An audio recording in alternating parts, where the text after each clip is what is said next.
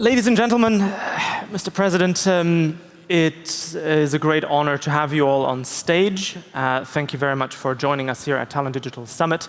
I already gave the introductions at the very start during the call. We have the former president of Estonia on stage. We've got, with Laura Kask and also Ansild, we've got representatives from the private sector that are dealing with cyber skills, education, skill building in all these different forms. We have Ava Lauringsson as the managing director of the e-Estonia Briefing Center, which is arguably the go-to place public institution if you want to learn more about digitalization in Estonia. Just like kings and queens and CIOs and prime ministers and all of them have gone before.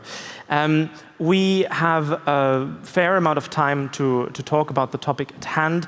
I want to open with a more open question that starts with the past of Estonia and how we got to where we are today. Estonia has built a digital society. This is why many people are here in this room, in this building. Has built a strong digital society and put very early emphasis on educating the society with regards to IT skills back in the 1990s already.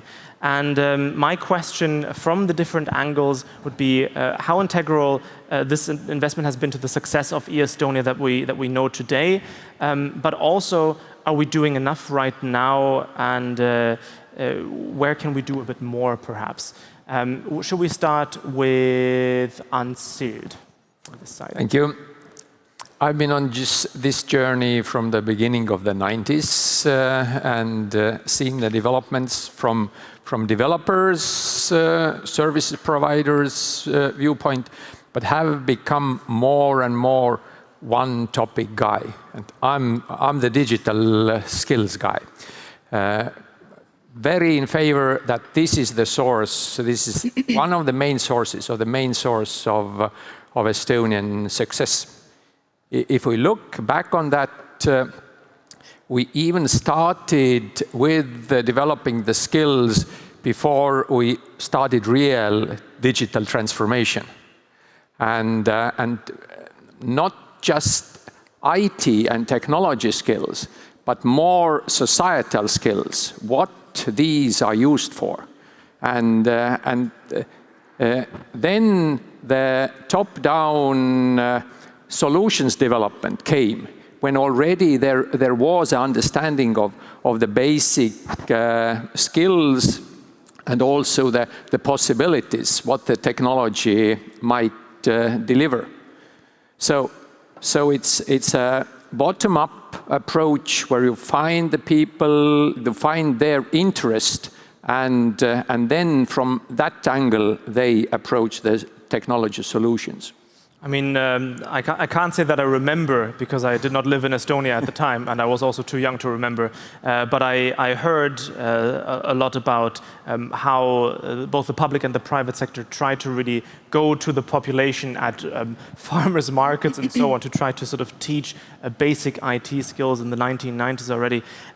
Perhaps if we go to Laura, of course, Proud Engineers as a consultancy firm that helps digitalizing societies today, what are the lessons that we can take from what Estonia has done in capacity and skill building over the last few decades, and sort of help bring it to other countries as well? I think one of the main things that Estonia has done right is that we try to educate our general public as well. So it's not only that we train public officials and those people that really need to work with digitalization, but we understand that we are as cyber aware, for example, as cyber aware is our general public. So this is one angle that I feel one of the lessons that we can be proud of. The other thing is that the communities are very tight. And in spring, I was participating at the Eastern Partnership OSCD training seminar, where there were 5 different countries representing their lessons learned, their what they want to achieve in terms of digitalization, and they exchange their experience. And I think this is also something that Estonia has done right, that we have, of course, built our own digital society, but also have taken on board best practices all over the world, if there are something to be learned from. So, for example, Estonian ID card that we are at the moment so proud of, or digital electronic identity, then ID card was copied from Finland. The ideas came from Finland, and then we incorporated our own ideas on top of it, tested it, put some bits and pieces in terms of legal aspects, making it compulsory, and now it's almost like 99% of the population using it. So it's important to exchange the ideas, to talk to each other, and not only among general public, but also with government officials across the world. Ava, what role has the Estonia Briefing Center, in its many different guises over the years, played for the international arena, of course, but also what is your observation of what it can do for Estonia itself? Is it educating the Estonian public as well? Should it be more of a focus? What are your thoughts on this?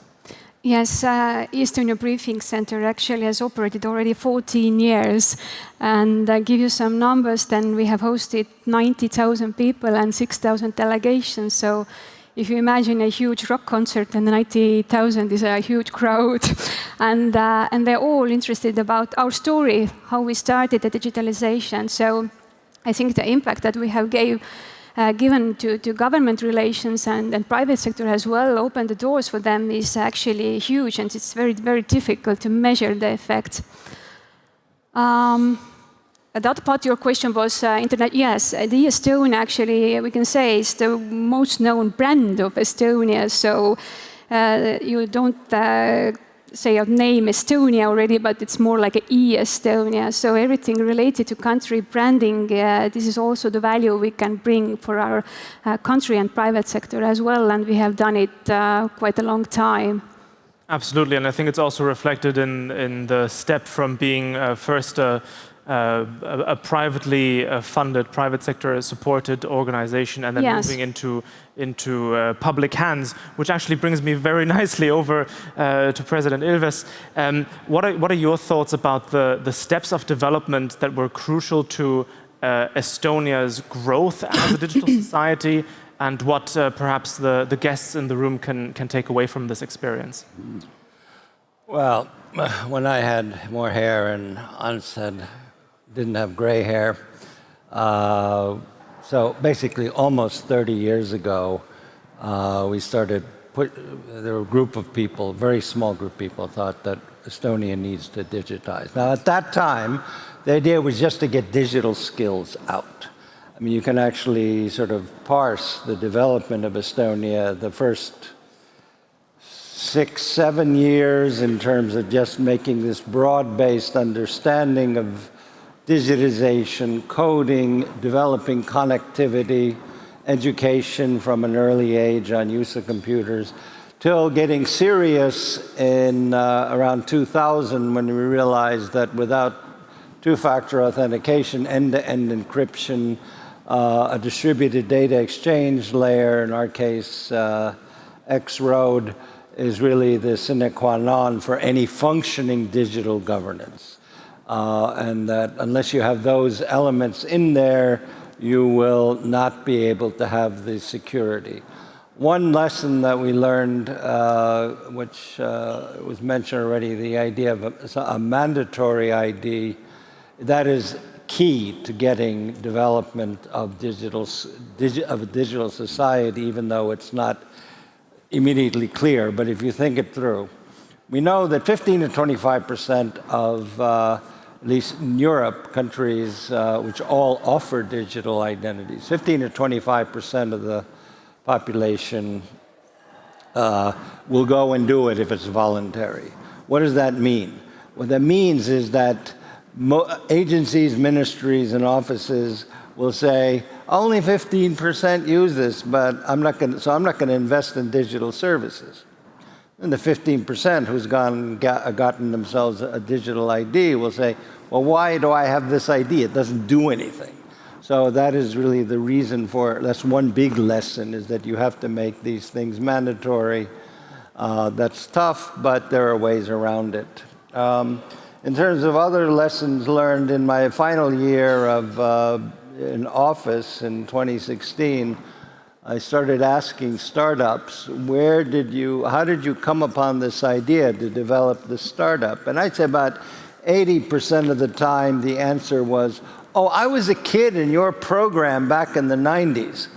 And these were people, sort of men and women, late 20s, early 30s, who had sort of been bitten by the bug of IT and then had gone into that, which was the whole point, actually, when we started in the early 90s talking about this, going through a period of immense opposition on the part of much of society, saying this is a terrible idea, and then grudging acceptance. And also, as someone mentioned here, we did go around in the second half of the 90s promoting digital skills to the general public.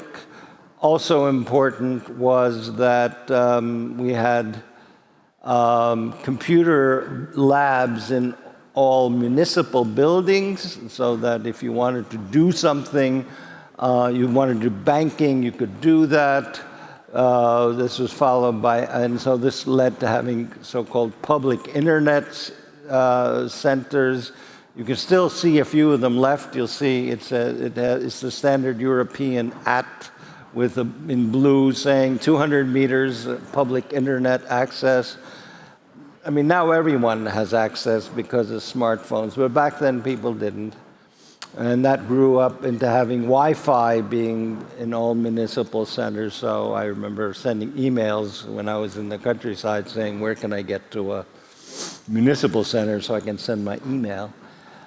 So those are the various steps that we went through. The only thing I'd end with this, at least for this round, is that what it really comes down to is that if you need to have the political will to do it. Too many countries think digitization is about buying stuff. And you'll have PricewaterhouseCoopers come in and say, buy this stuff, we'll set it up for you. And then you end up with a lot of dust-gathering computers. You need to have the political will, which requires knowledge and commitment on the part of political leadership in order to get anywhere. I think there's a certain agreement here, and we've also heard it in the previous panel discussion, where if there is an absence of any realization of pain, if you are just looking at your current situation and this is fine, being able to send a vote for the national election via paper mail in Germany is perfectly fine. We could never imagine having the same thing online, encrypted, and so on.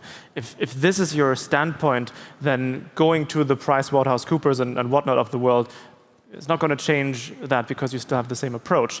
And what we ended on with the last panel as well was the point of pragmatism. Do you really want to change the status quo or not? And I think this is where Estonia felt a particular pain in the 1990s and also in the early 2000s to sort of drive that first big wave of development over that decade. I want to quickly shift towards education in particular. I do not necessarily, but I don't want to exclude either, I do not necessarily mean education of Estonians, but global leaders when it comes to digital strategies, to building digital societies that are resilient and effective around the world. I know that there are different academic programs. Of course, the Briefing Center has its own solutions provided. The private sector can engage in workshops and so on provided by the European Union. Can you share with me your different experiences on how exactly we can make sure that, yes, the general population is on board, but also that the leadership knows where they're going, that there is a shared understanding of these are best practices, these are lessons learned. Avoid this thing at all costs because otherwise X, Y, Z. How are we dealing with these educational schemes right now? Ants? The first question is about the term education. We usually think that it's the formal education, the general education, the vocational schools, and the universities.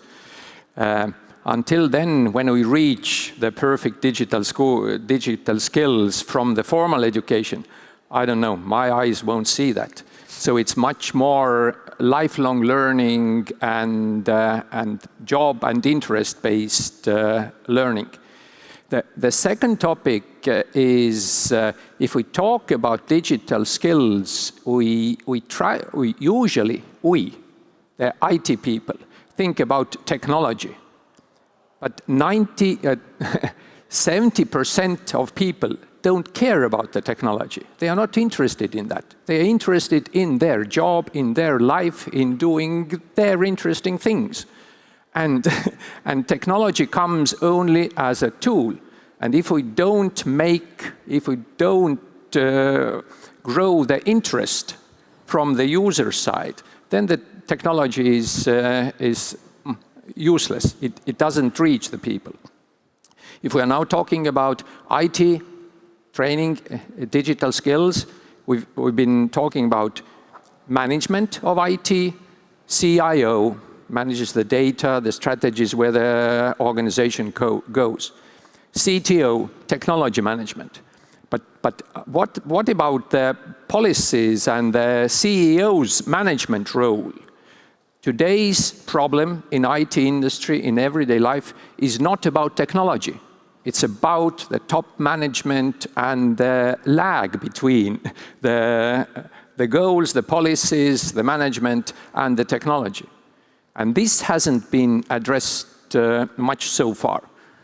I would actually invite everyone in the audience to also think about, I mean, we've got many people from CIOs' offices, digitalization ministries and so on, to look at your own organization and really try to pinpoint the people, exactly what Ants mentioned, that would sort of be the glue between the technology, the legal changes and so on. Yes. One small comment.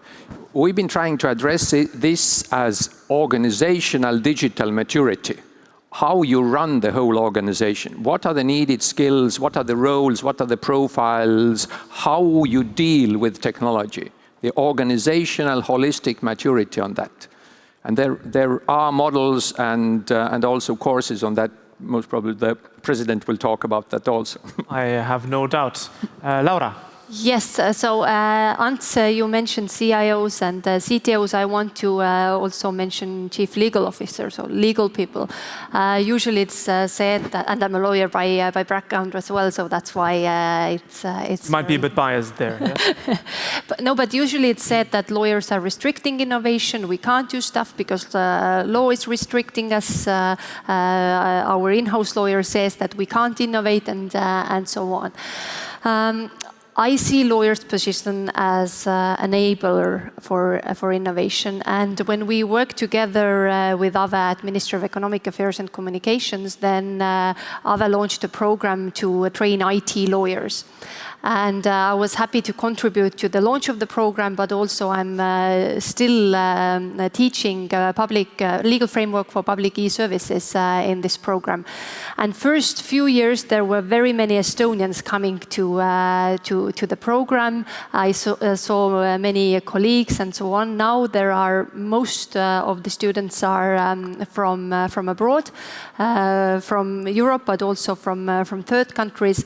And there I also see this knowledge exchange and understanding of why we need lawyers to have this functional digital society. Because yes, I'm biased, but I would argue that most of the innovation what has done in Estonia is not technical innovation. That can be done in whichever country. But we have been bold enough You do radical legal innovation in terms of having compulsory EID, having once-only policy, having X-road in place, like very strict standards for data exchange.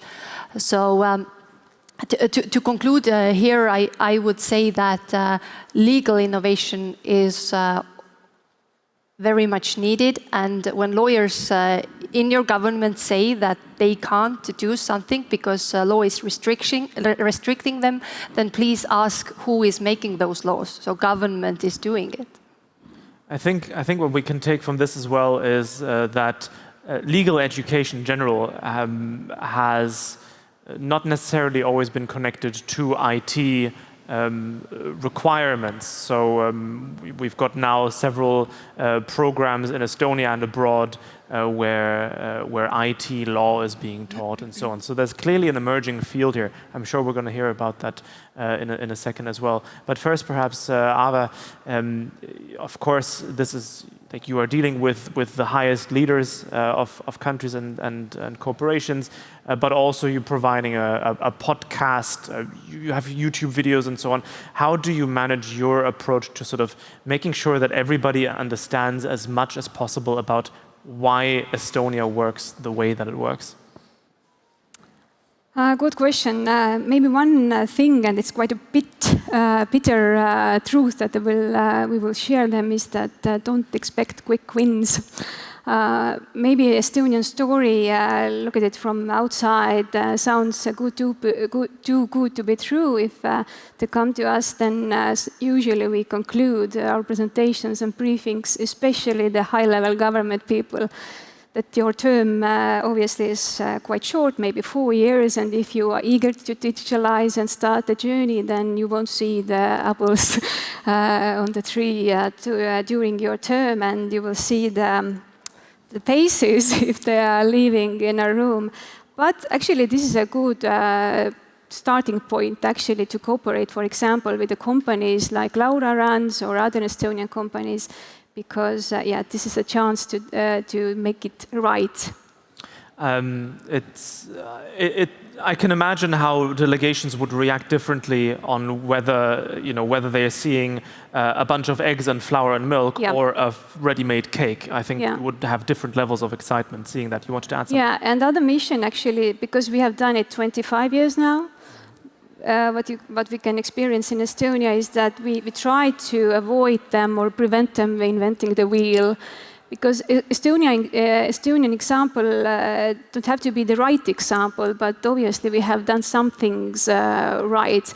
But one comment that Ants mentioned, the CEOs and the high-level leaders in public sector, yes, we have done quite well, I think, engaging Estonians and citizens into the digital society. But one area I think we have lacking behind, or we haven't focused on that much, is our own government people. I remember quite clearly when I was working in ministry, then we launched a digital competence framework for the government people 2018 or 19. So can you imagine that Digital State Academy actually started courses last year. So we have 20 years experience engaging the society and citizens, but we haven't paid much attention to our own high-level government officials. So it's still a target group, and we have to focus on them much more than we have done it. I should add a fact here that by today, 85 of our 103 top-level public sector officials, chancellors, undersecretaries, heads of departments, have gone through such an organizational maturity training. It's a 5 seminars course, total of 20 days of focusing on organizational maturity. So The first step's taken. So it's quite tricky that when we started 20 years ago, nobody's consulted us. There's nobody to turn to. Now they come to briefing center and hear our stories. We give some hints and tricks what to avoid, but we were quite loners and we didn't even support our own people then. So it's... I was about to say there's certainly some advantages to being a first mover, but also clearly some hurdles to overcome during that time. Absolutely. And likewise, yes, there are disadvantages to being late movers. We've got developing countries that are realizing and trying to grasp the opportunities that lie within digital transformation present here today. But also you have the great advantage that you can ask all the people on stage, off the stage, that have gone through this transformation over the last 30 years. We talked about sort of less formal education. Now, Mr. President, I would like to turn to the more formal education again. You are a visiting professor at the University of Tartu. Can you tell us more about the sort of programs, the content that interests the people the most? What kind of people study these things? Is there something missing there, or is it on a very good trajectory? I will in a minute. I mean, Great. just a couple of things first.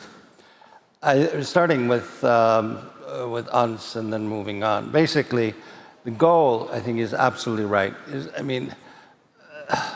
We shouldn't worry about the technology. The technology should be done. The idea is to build better services, to make life different from the way it's been, so you don't worry about papers, you don't worry about forms, that things can go easily. And now it takes, and this is a hard thing to change in terms of both on the supply side, which is the government or the public services, and also on the demand side, which are citizens.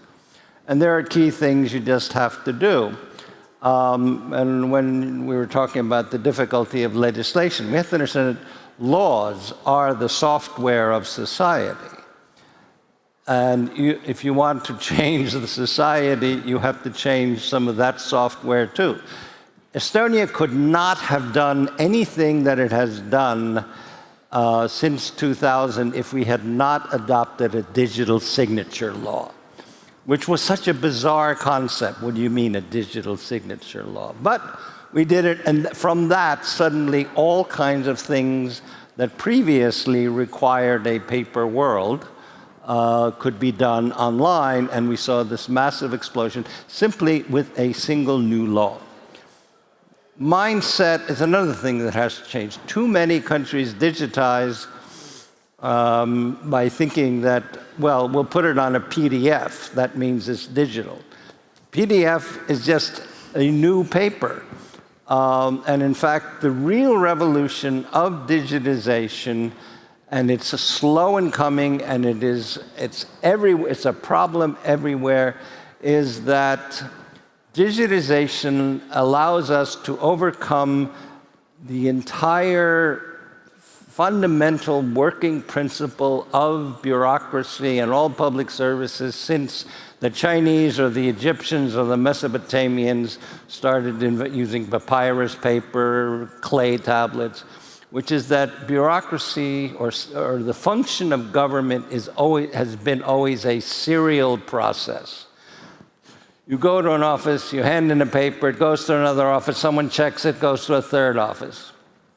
What you can do with digitization is you can make the function of governance a parallel process. And what that means in terms of the citizen was told to me by one of the architects of part of our e-system, which was after his first child was born. I think it was in February, when he had to go to the population board to get an ID. He had to go to the birth and get a birth certificate, go get health insurance, go to his local government. He said he'd never do that again.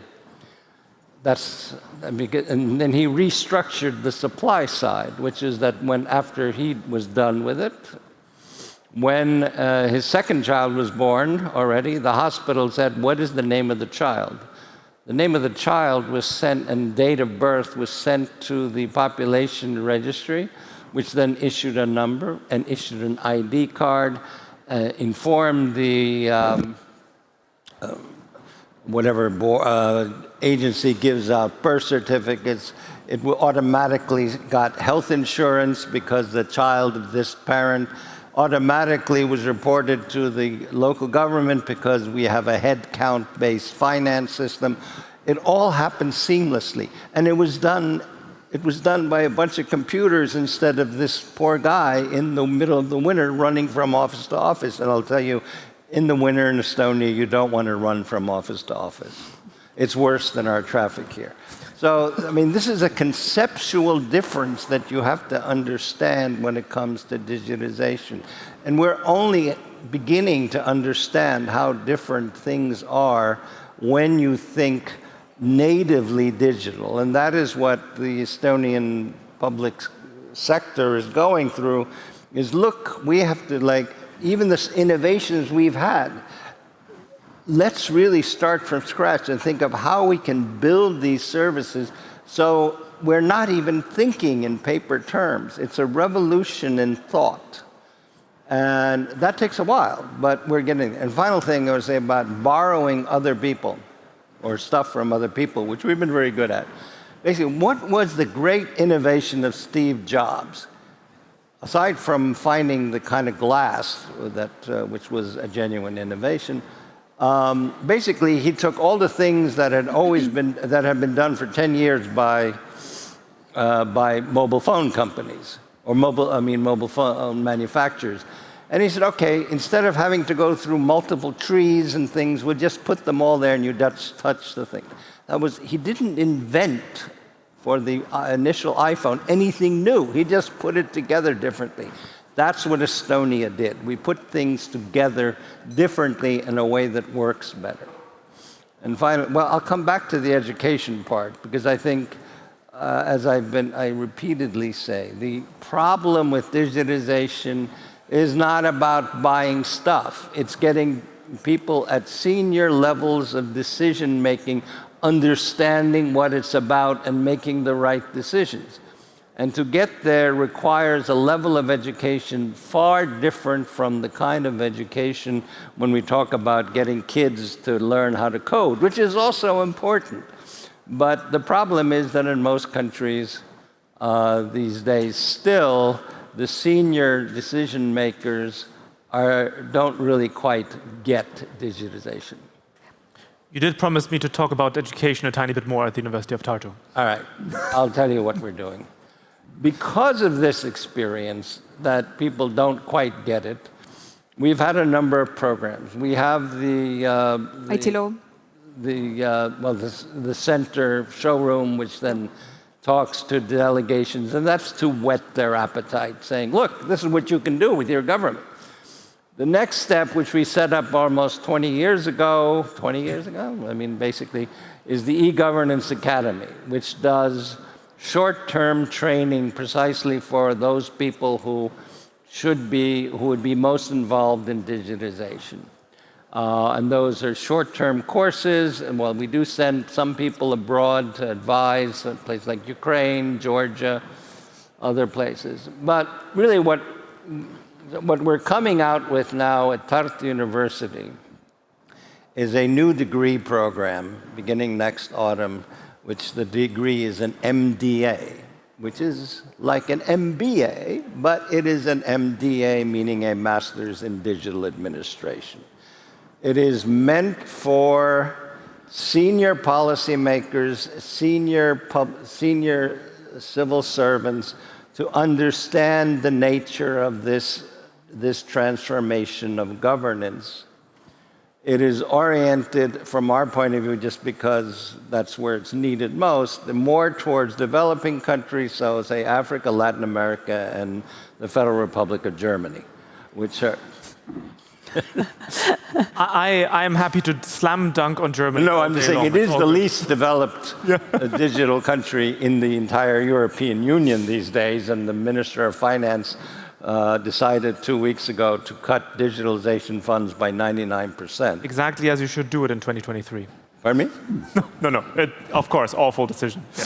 But anyway, the point is, so we're going to do this, we're going to offer this degree program precisely meant for, as I said, senior policymakers and senior civil servants to actually how to do this without buying a lot of stuff, first of all, or having PricewaterhouseCoopers come in and say, or Ernst & Young, I don't want to single out PwC, but you have to build your governance according to your legal system, make legal changes if legal system changes, also taking into cultural factors.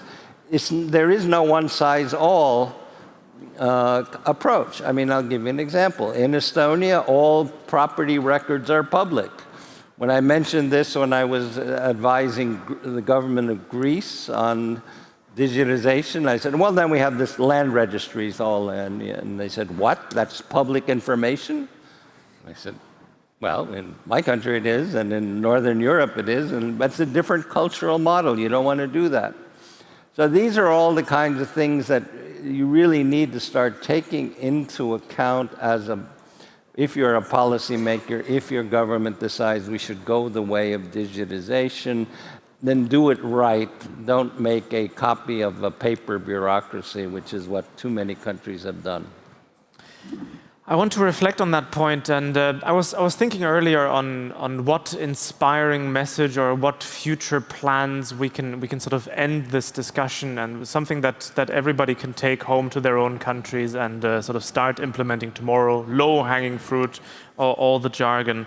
I keep coming back to actually trying to listen to what other countries have done well or wrong. I'm going to give you two quick examples. You mentioned Germany. I'm going to slam dunk on my home country a tiny bit more. Very recently, the health minister said that he wants to pass a law for an e-patient record, which is great. However, he plans to not make it compulsory. He plans to not make it opt-out, but to make it opt-in. And so now we're again reaching the same question that we've dealt with in Estonia with the electronic identity more than 20 years ago. How do we set up these different key ingredients for a successful digital society? A good colleague of mine brought me to Guatemala, where I got to talk to the entire government and all the different ministries and agencies. And there were complaints about the data quality of address information and so on. Fundamental data for any country to do any kind of planning, whether it's education or infrastructure or anything else. Well, to everybody's surprise, the population registry in Guatemala charges citizens to change their address. And then they are surprised that nobody updates their address even though it's legally mandatory. So in some countries, we are still so much in the stage of looking at the experiences that we have made, not just in Estonia, but elsewhere over the last 20 to 30 years. So perhaps the last question that I want to end on is, how can we make sure that the information and experience exchange between different countries, not just in Estonia, but internationally, can be more in depth, more honest. These summits have a tendency to be very, very frank and honest at the start, but then to become more and more political afterwards. How can we make sure that this frank information exchange persists through the ages? I would say look at what works. I mean, I think there's a really good example is the digital prescription, which we've had here since 2007. And about the same time, Finland had it. In 2011, I went to the president of Finland and said, look, you have digital prescriptions, we have digital prescriptions, why don't we make them interoperable? Well, it took almost 10 years to get there. Not because, I mean, technologically it would have taken 10 days at most, but it took about 10 years in order to get all of the complicated legal work done. Today, we've gotten to the point that in the European Union, and it's bizarre, but the countries that, in fact, can share mutually digital prescriptions are Estonia, Finland, the Faroe Islands, Portugal, and Croatia, which is like, you go, what? But we can't do it with Latvia or Lithuania. or Sweden. But in any case, the point is that when you see that you can create an amazing service. Now imagine if all of Europe, if you got sick in some part of the European Union, you just go and get your prescription at any pharmacy. Those are the kinds of practical things. I mean, when we have theoretical discussions among ministers, it's not going to work. Yeah. There's no reason why you couldn't do exactly the same. I mean, it would be easier. In fact, in Europe, we have 26 languages that we use out of 27. If you, for example, had a common linguistic space from Oman to Morocco, everyone is Arab speaking. Can you imagine a digital prescription that works across the Arab world? How about Latin America, from Tijuana to Tierra del Fuego? You could have, you could have digital prescriptions for all of Latin America, and you'd get, if you go to one country to another, you just get your prescription there. All of these things can work. And so you need to see things in practice, and then maybe people will work toward them. We're slowly but surely running out of time, but I would like to give everyone else still the chance to voice their thoughts on this topic. Ave. Yeah, what we have seen in a briefing center is that countries come to us to see how good e-governance look like. It's the fancy show about the ID card or proactive childboard service doesn't give much for them, but they really want to understand the system, how it's built, how we e-govern. And the second thing is that e-Estonia is not a fancy product to sell, but there is failures and openness and truth behind how we have built our society. So they want to hear these things and aspects as well. And third thing, I think they want to partner up, and this is our role to make this good context for Estonian government and private sector organizations. I remember one of the key people who worked on branding for eStonia. He was very careful on making sure that it's not e-Narnia, that nobody comes to Estonia and thinks like, oh, this is the land of milk and honey and everything works 100% seamlessly and has done so from day one. I think this is an important message to take home to your home countries as well. Yeah. Laura. Yes, I think those tiny examples of different countries doing stuff together is something that, and doing like projects together is something we should work on. Smart Africa, trying to build their data exchange between different countries, a perfect example. The topic of today's discussion, how to build resilient government, Estonia and Luxembourg doing cooperation, how to build a data embassy. So there are examples, and we should move bit by bit or eat this elephant from with bits and pieces, because as the president also pointed out, the political will is needed. It takes time for the society to change, and the political parties should come together and outlive this political turmoil and set the strategy on digitalization that would happen regardless of which political party is in power. Hans, last words. Thank you. The honors. My very strong conviction is that we are too government-centric. Government should do this and that. And I've heard at least 3 times today on these panels a comment: governments should do more in educating the citizens. IT solutions can be implemented by government decisions from top down. Digital society must be built from bottom up, from grassroots. The biggest difference, if I look at the countries, I've been working in 50 countries or more, is the civil society engagement. Our first government institution dealing with digitalization was a foundation founded by the government together with with the civil sector institutions. All the open internet access points developed from community centers. So the IT Association is the leader of the digital skills development in Estonia. And this is one of the biggest differences what I see. The civil society organization must be much stronger involved in that. And also government must the not private do... sector too, because without the bank, Exactly. it would not have happened. The biggest digital skills development project we have had, educating 1/6 of Estonian population, was a total private investment from our telecom and banking, with no government money and engagement at all. Yeah, absolutely. Ladies and gentlemen of the audience, please join me in applauding and thanking the lovely panelists on stage for their insights. Thank you very much.